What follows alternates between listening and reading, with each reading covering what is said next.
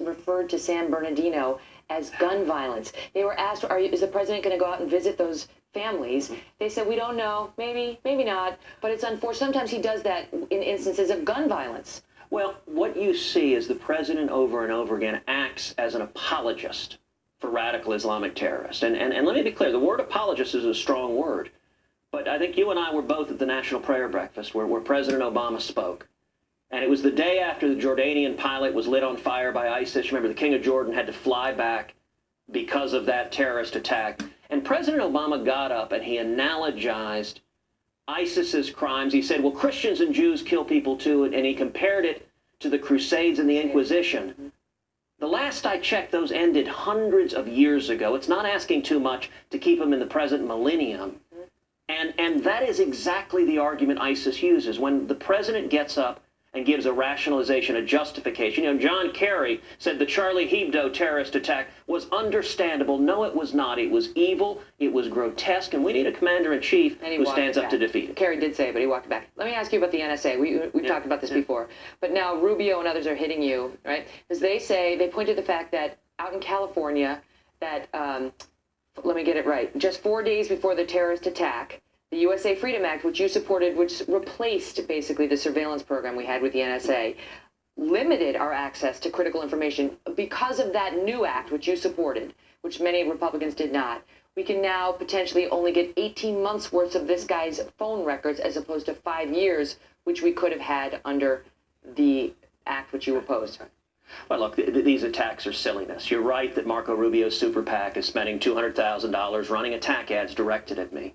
And these attack ads are suggesting that I, along with Senator Mike Lee and Tim Scott and Chuck Grassley and the National Rifle Association, that somehow conservatives in the House and Senate were responsible for the Paris terror attack.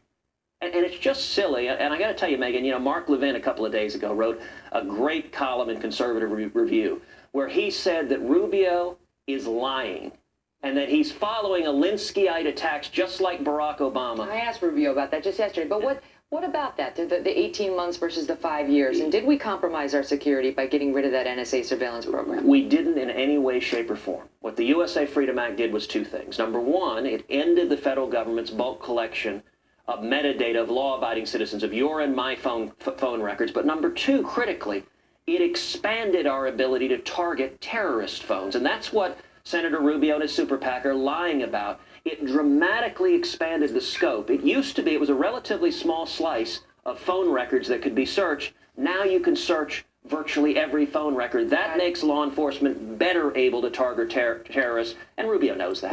Last question quickly. Behind closed doors, you said there that the question of judgment is challenging in the presidential race for Donald Trump.